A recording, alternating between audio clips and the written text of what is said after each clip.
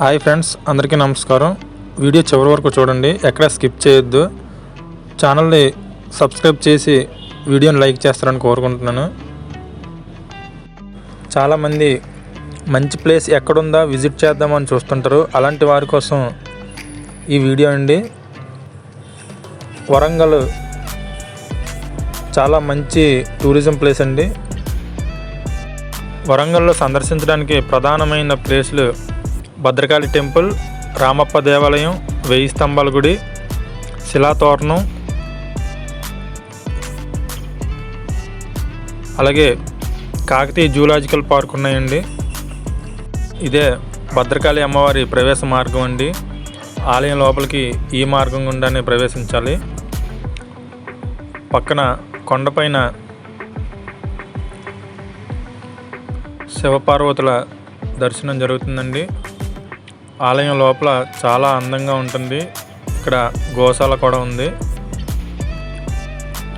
ఆలయానికి ఆనుకుని పెద్ద చెరువు కూడా ఉంటుందండి. చెరువు నిండు నీళ్ళతో ఉంది. ఈ అమ్మవారు చాలా మహిమగల అమ్మవారండి. మనం ఏ కోరిక కోరినా అమ్మవారు తీరుస్తారు. ఆలయం లోపల వీడియోలు ఫోటోలు తీయరాదండి, అందుకే వీడియో కొంచెం బయట నుండి తీసాం. ఆలయం ముందున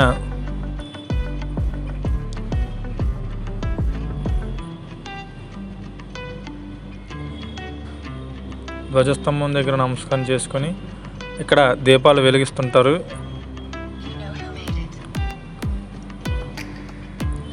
ఇదే 1000 స్తంభాల దేవాలయం అండి. ప్రవేశ మార్గానికి ముందు మనకి ఈ విధంగా కనిపిస్తుంది. 1000 స్తంభాల గుడి హన్మకొండలో ఉందండి. కాజీపేట స్టేషన్ నుండి బస్సులు ఉంటాయి. బస్సు సౌకర్యం కలదు మనకి.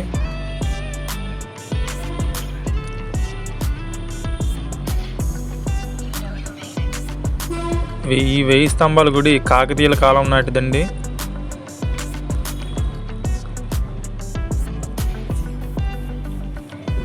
ఆలయం లోపలికి ప్రవేశానికి ఎటువంటి టికెట్ తీసుకునే అవసరం లేదు. ప్రవేశం పూర్తిగా ఉచితం.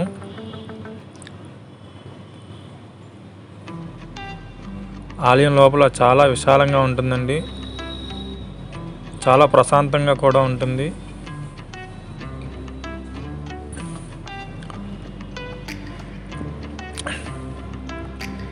కాకతీయుల కాలం నాటి నిర్మాణంలో ఒక విశిష్టత ఉందండి. ఏ నిర్మాణానికి కూడా పునాదులు అనేవి ఉండవు. అయినప్పటికీ కూడా ఎలాంటి భూకంపాన్నైనా తట్టుకొని నిలబడగల నిర్మాణాలని కాకతీయులు మనకు అందించారు.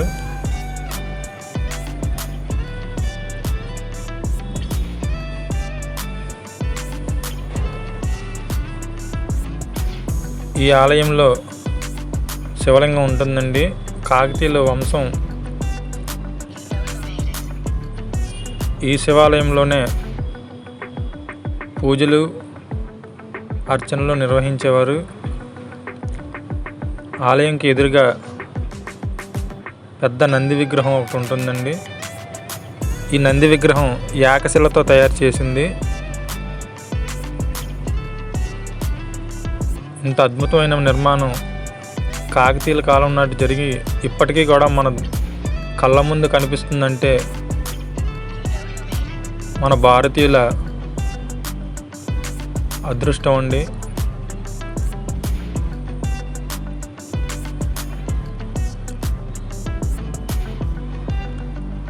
ఇంత అందమైన శిల్పాలు ఆలయం పైన ఆనాడే మన శిల్పకళాకారులు తయారు చేయగలిగారంటే అది అంత ఆషామాషి విషయం కాదండి. ఇదే 1000 స్తంభాలు. ప్రతి పిల్లర్ పైన నెంబర్లు రాసి ఉంటాయండి. ఈ ఆలయం పునర్నిర్మాణం కూడా జరిగింది. పునర్నిర్మాణం జరిగినప్పటికీ కూడా మొదట అయితే ఎలా అయితే నిర్మించారో అలాగే కనిపిస్తుంది మనకి. చాలా అందంగా ఉంటుందండి లోపల. ప్రతి స్తంభమైన శిల్పాలు మన ఆశ్చర్యానికి గురి చేస్తుంటాయి.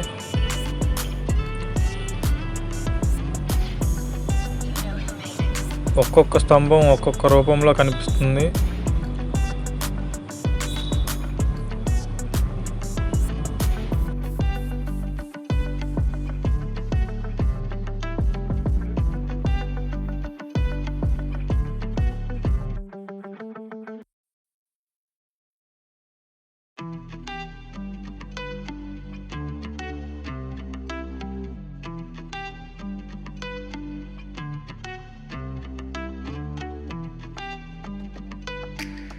ఎలాంటి సిమెంటు కాంక్రీటు లేకుండా ఇలా ఈ స్తంభాలు సహజంగా నిలబడడం చాలా ఆశ్చర్యానికి గురి చేస్తుంటాయండి.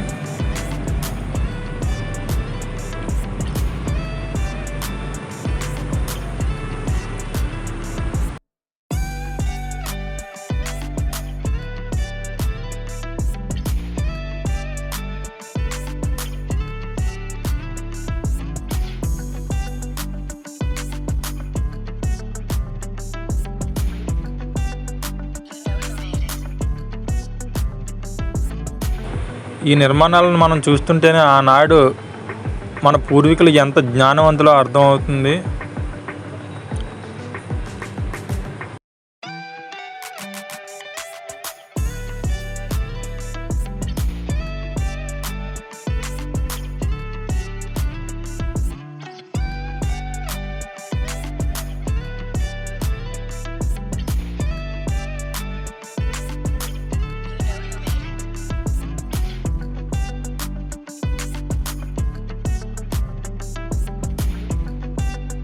ఇక్కడ వీటిని సందర్శించడానికి మన దేశం వాళ్ళ నుండే కాకుండా ఇతర దేశాల నుండి కూడా చాలామంది సందర్శకులు వస్తుంటారండి.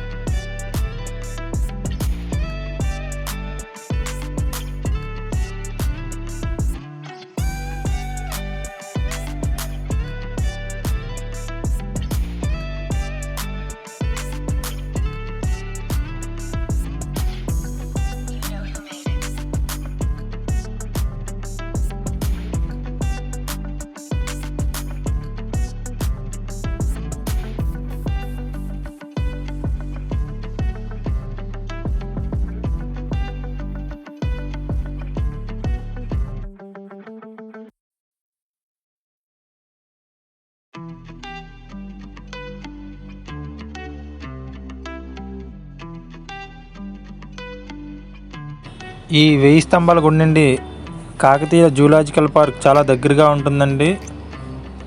గుడి నుండి మాకు ఆటోలో ప్రయాణం మొదలైంది జూలాజికల్ పార్క్ వరకు.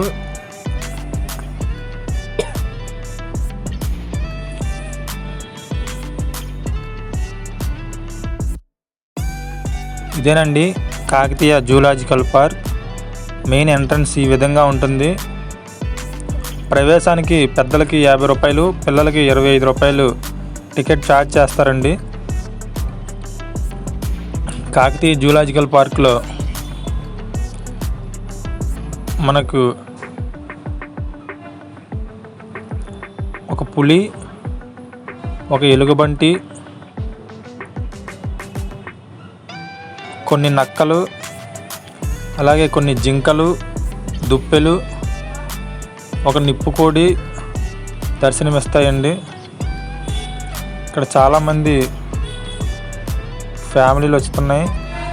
అక్కడి నుండి కాకతీయ కోటకి మేము ప్రయాణమయ్యామండి. కోటకు ప్రయాణించే మార్గంలో మనకి రక్షణ గోడలు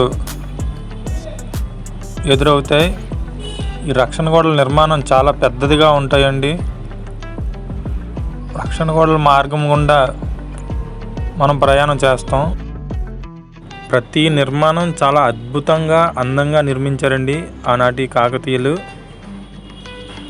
కాకతీయుల కాలం నాటి నిర్మాణం ఇంకా మన కళ్ళ ముందు చెక్కు చెదరకుండా అలాగే కనిపిస్తుంది.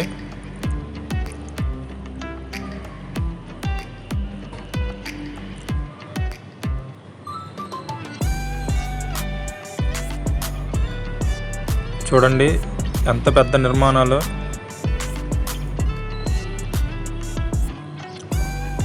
ఇక్కడే కాకతీయ ఏకశిల పార్క్, చిల్డ్రన్ పార్క్ కూడా ఉంది. లోపలికి వెళ్దాం రండి. ఇక్కడ ప్రవేశానికి టికెట్ తీయాలి.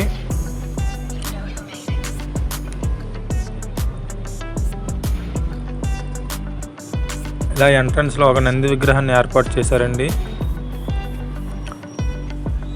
మనకు 3 చోట్ల కూడా నంది ఒకే రూపంలో కనిపిస్తుంది. లోపల పిల్లలు ఆడుకోవడానికి చాలా ఆట వస్తువులు ఉన్నాయి.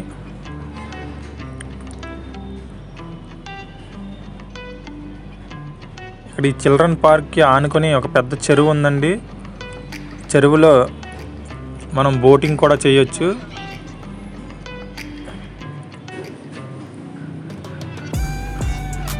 అదేనండి ఏకశిల.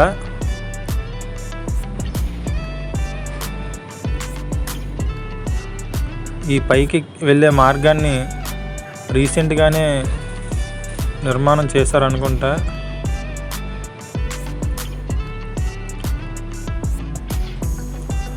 ఆనాడే ఎలాంటి మెట్ల మార్గం లేకుండా ఇంత పెద్ద పైన భారీ నిర్మాణం జరిగిందంటే ఆశ్చర్యంగా ఉంటుంది. పైనుండి చూస్తుంటే కింద నగరం చాలా అందంగా కనిపిస్తుంటుంది. పక్కనే చెరువు, పక్కనే పచ్చని పొలాలు, గ్రామస్తుల ఇల్లులు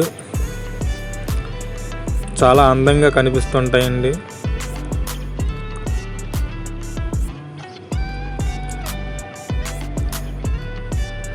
ఇది కూడా ఒకప్పటి శివాలయం అయి ఉంటుంది.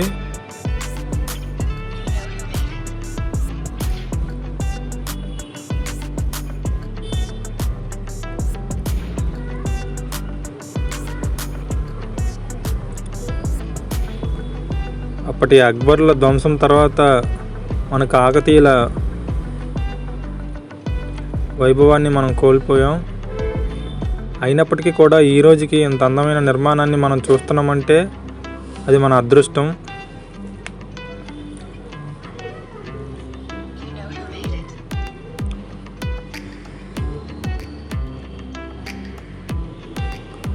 చాలామంది యాత్రికులు వీటిని సందర్శించడానికి వస్తుంటారండి.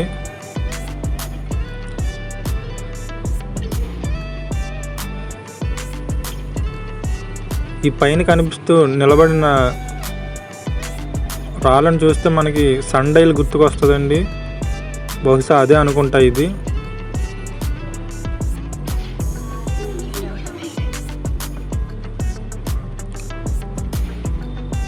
కింద నుండి పైకి రావడానికి చాలా ఇరుకైన మార్గం ఉంటుందండి.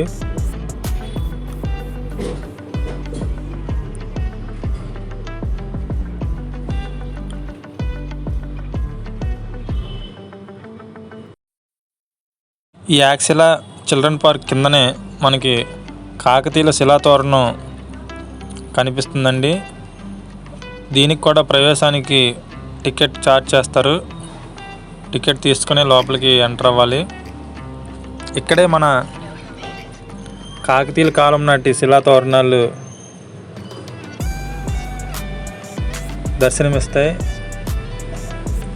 4 వైపులా 4 శిలాతోరణాలు, ఒక్కటి కూడా చెక్కు చెదరలేదు. ఈనాటికి కూడా అంత దృఢమైన నిర్మాణం మన కళ్ళ ముందుందంటే మనం చాలా ఆనందించాలి.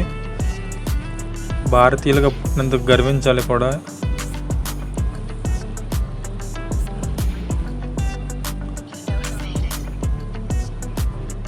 ఆనాటి కాకతీయుల కోటను ధ్వంసం చేసిన తర్వాత మిగిలిన శిలలు అనుకుంటా ఇవన్నీ. వీటిని మళ్ళీ పునర్నిర్మాణం చేయడానికి యునెస్కో ముందడుగు వేస్తుందని ఇక్కడ పెద్దలు అంటున్నారు. మళ్ళీ ఇది పునర్నిర్మాణం జరిగితే మన భారతదేశంలో గర్వించగలిగే ఇంకో నిర్మాణం మన కళ్ళ ముందు ఉంటుంది. ఈ శిలా తోరణాలు మాత్రం 4 వైపులా 4 చెక్కు చెదరకుండా నిలబడి ఉన్నాయండి. 800 సంవత్సరాలు పూర్తయినా సరే ఈ శిలా తోరణాలు ఎలా నిలబడి ఉన్నాయంటే మామూలు విషయం కాదు. అంత పెద్ద కోటను ధ్వంసం చేయగలిగిన వాళ్ళు ఈ శిలా తోరణాలను ధ్వంసం చేయలేకపోయారు.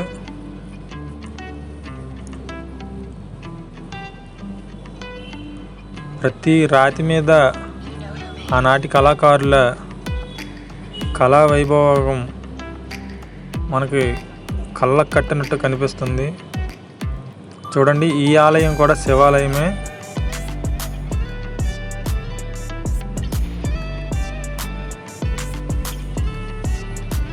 కాకతీయులు ఎక్కువ శివారాధన చేసేవారు.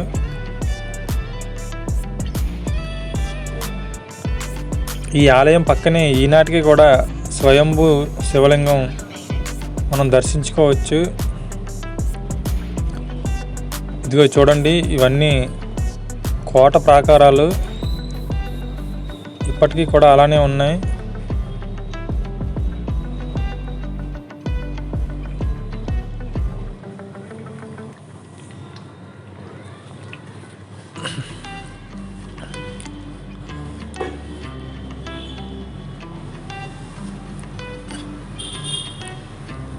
ఆనాటి శిలలు ఈనాటికి కూడా మన కళ్ళ ముందు మనకు కనిపిస్తూనే ఉన్నాయి.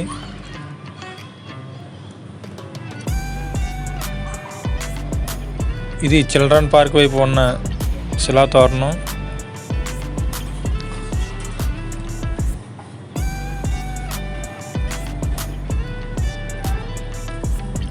ఇక్కడ కాకతీయుల చరిత్ర ఆడియో కూడా మనకు వినబడుతుందండి. ఆ ప్లేస్లో కాకతీయ చరిత్ర ఆడియో వినపడేలా మనకి ఏర్పాటు చేశారు తెలంగాణ ప్రభుత్వం వాళ్ళు.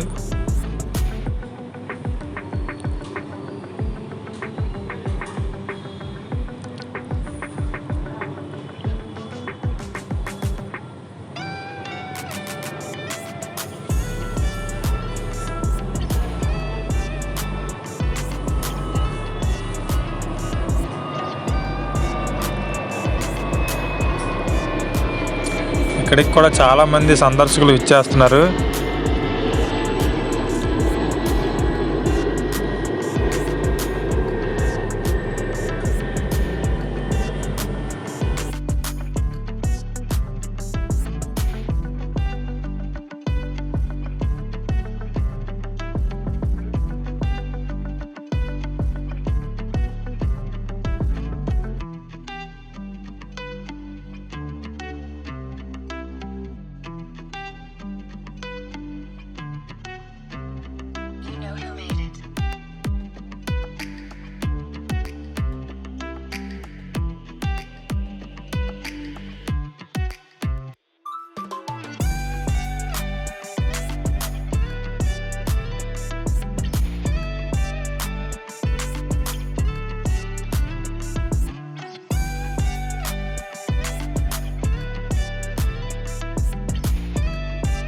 ఇక్కడ నుండి రామప్ప దేవాలయం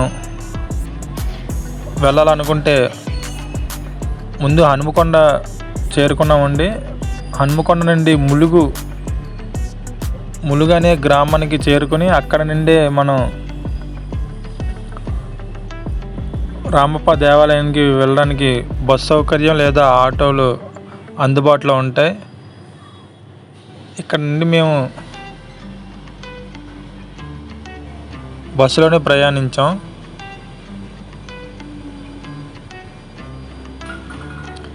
ఇదేనండి రామప్ప దేవాలయం. చూడండి లోపల ఎంత అందంగా ఉంటుందో.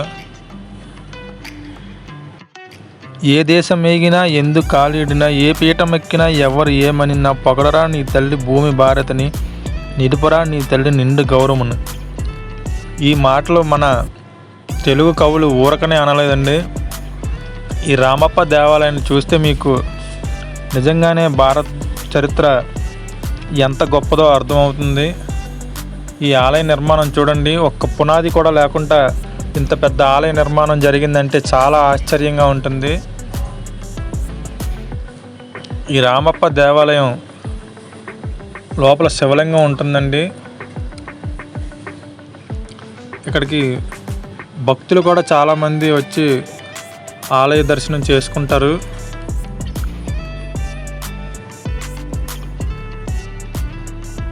ఈ నిర్మాణం అంతా చాలా ఆశ్చర్యకరమైన నిర్మాణం అండి.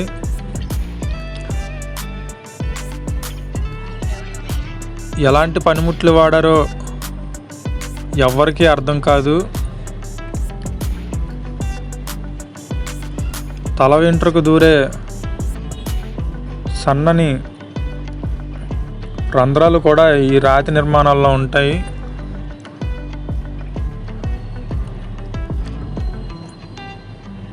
సంగీతం వినిపించే రాళ్ళు ఈ ఆలయంలోనే ఉన్నాయండి.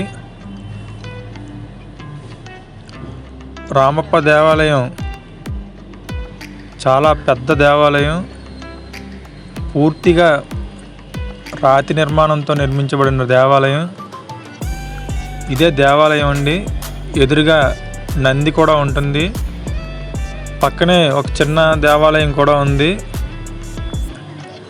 ఆ దేవాలయంలో కూడా శివుడే ఉంటాడు.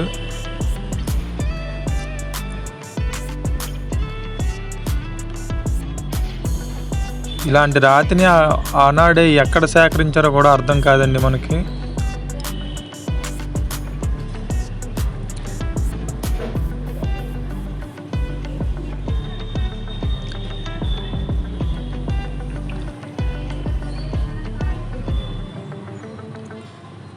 ఇదే ప్రవేశ మార్గం.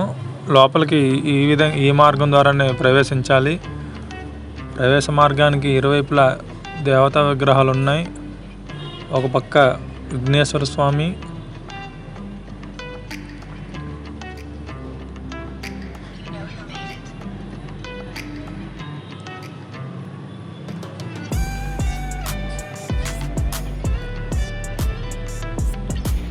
చూడండి అంత చిన్న చిన్న ఏనుగుల్ని కూడా అంత అద్భుతంగా ఎలా చెక్కారో మనకు చాలా ఆశ్చర్యంగా ఉంటుంది.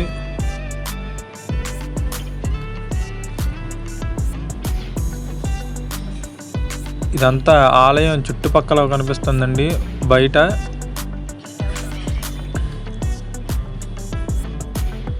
ఆలయ స్తంభాలపైన నర్తకి మనుల విగ్రహాలు కూడా కనిపిస్తాయి. ఇది ఆలయం లోపల భాగం అండి.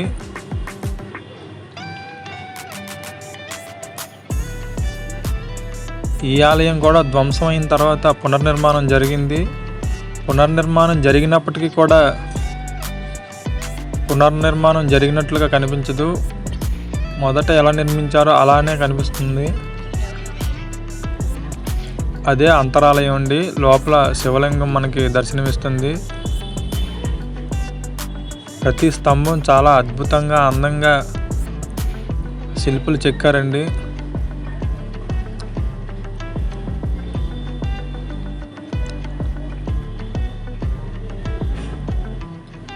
ఇదిగో ఈ శిల్పాల గుండానే మధ్యలో తల వెంట్రుకు దూరే రంధ్రాలు కూడా ఉన్నాయి.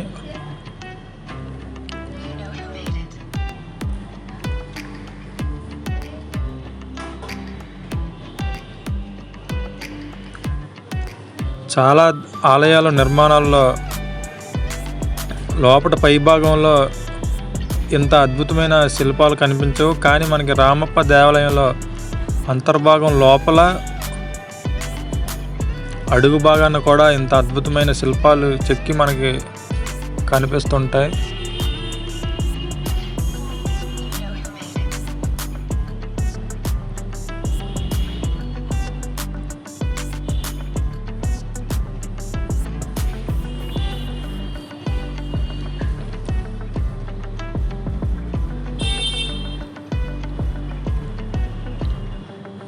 దీన్ని ప్రస్తుతం India archaeological survey of India వాళ్ళు మెయింటైన్ చేస్తున్నారండి.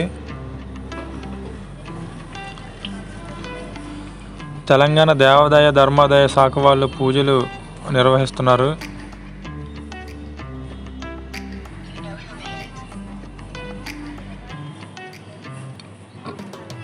ఇక్కడ చాలామంది యాత్రికులు ఈ ప్లేస్ని సందర్శిస్తున్నారండి. ఇదిగోండి ఆలయం ఎదురుగా ఉన్న నంది చాలా అద్భుతంగా అందంగా కనిపిస్తుంది. ఈ నంది కూడా ఏకశిలతో తయారు చేయబడిందండి. మీకు వీడియోలో చిన్నదిగా కనిపిస్తుంది, కానీ దగ్గరగా చూస్తే చాలా పెద్ద నంది అండి ఇది.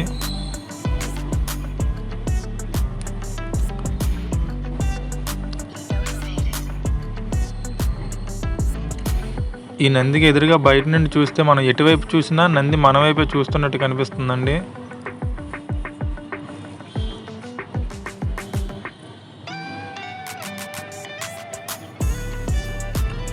ఇంత అందమైన నిర్మాణం, ఇంత వైభవమైన కళ మన ఆంధ్రప్రదేశ్లో, మన వరంగల్లో మనకి కాకతీయులు మనకి అందించారంటే మనం ఎంతో అదృష్టం చేసుకుని ఉండుంటామండి.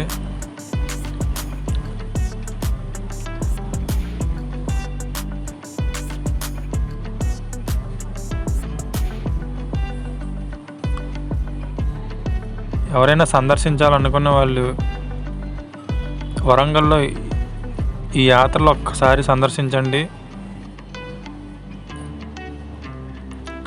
చాలా అద్భుతమైన అనుభూతి కలుగుతుంది.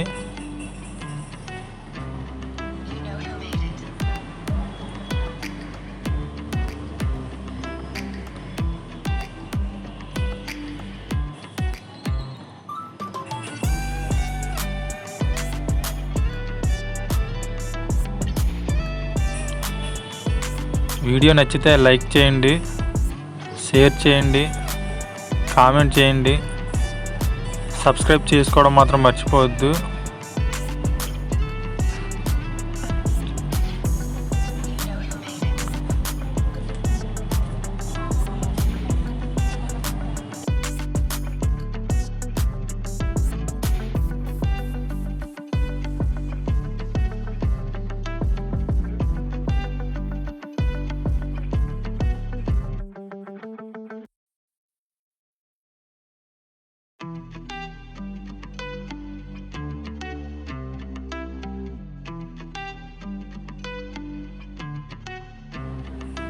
వీడియో నచ్చి ఇంతవరకు చూసినందుకు చాలా ధన్యవాదాలండి. మీకు కూడా ఈ ప్లేస్ నచ్చితే ఒకసారి సందర్శించి మీ అభిప్రాయాన్ని కామెంట్ రూపంలో తెలియజేయగలరు. అలాగే మురళి క్రియేషన్స్ అనే ఛానల్ని సబ్స్క్రైబ్ చేసుకొని నాకు సపోర్ట్ చేస్తారని మరి కోరుతున్నాను.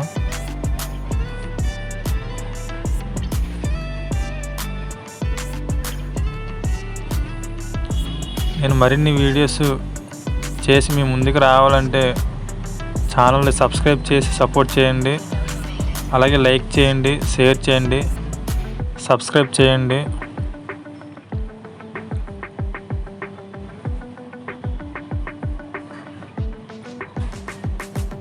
ఈ వీడియో మీద మీ అభిప్రాయాన్ని తెలియజేస్తారని మరి కోరుతున్నాను.